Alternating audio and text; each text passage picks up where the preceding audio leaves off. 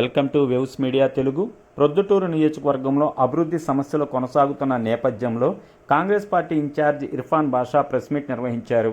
MLA చర్యలపై అసంతృప్తి వ్యక్తం చేస్తూ నియోజకవర్గ సమస్యలను అసెంబ్లీలో ప్రస్తావించకపోవడం ప్రజలకు అసహనాన్ని కలిగించిందని అన్నారు. ప్రస్తుతం ఎమ్మెల్యే ప్రధానంగా ఎరువు, పోలీసుల వ్యవహారాలపై మాత్రమే స్పందిస్తున్నారని, ప్రొద్దుటూరులో అసాంఘిక కార్యకలాపాలు కొనసాగుతున్నాయని ఆరోపించారు. అయితే ప్రభుత్వం ఏర్పడి 16 నెలలు పూర్తవుతున్నప్పటికీ పరిస్థితులు మారలేదని ప్రజలు విమర్శిస్తున్నారని ఇర్ఫాన్ బాషా తెలిపారు. ఎమ్మెల్యే ప్రజల సమస్యను వినటం, ప్రభుత్వానికి నిలదీసి అభివృద్ధి కార్యక్రమాలు ముందుకు తీసుకెళ్లడం, అసాంఘిక కార్యకలాపాలను అరికట్టడం ముఖ్యమని డిమాండ్ చేశారు. అందరికీ నమస్కారం.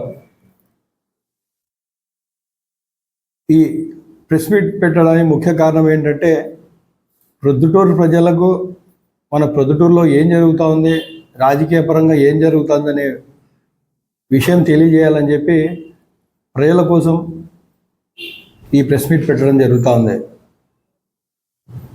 మొన్న జరిగిన అసెంబ్లీ సమావేశాల్లో ప్రొద్దుటూరు నియోజకవర్గానికి సంబంధించి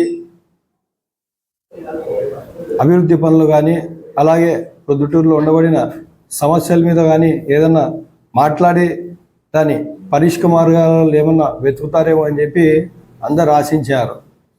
కానీ ఆ సమావేశంలో మన ప్రొద్దుటూరు ఎమ్మెల్యే నంద్యాల వరదరాజ రెడ్డి గారు ప్రొద్దుటూరు అభివృద్ధి గురించి కానీ, ప్రొద్దుటూరులో ఉండబడిన సమస్యల గురించి కానీ మాట్లాడకపోవడం చాలా దుర్మార్గం, చాలా బాధాకరం. ఎందుకంటే ఈ సమావేశాలు జరిగినప్పుడు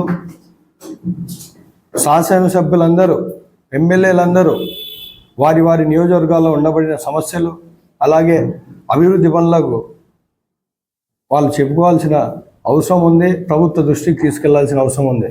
కానీ మనం చూసుకున్నట్లయితే ఎమ్మెల్యే గారు కేవలం 2 విషయాల మీద మాట్లాడడం జరిగింది. అది ఒకటి యూరియా గురించి, అలాగే పోలీస్ వ్యవస్థ గురించి.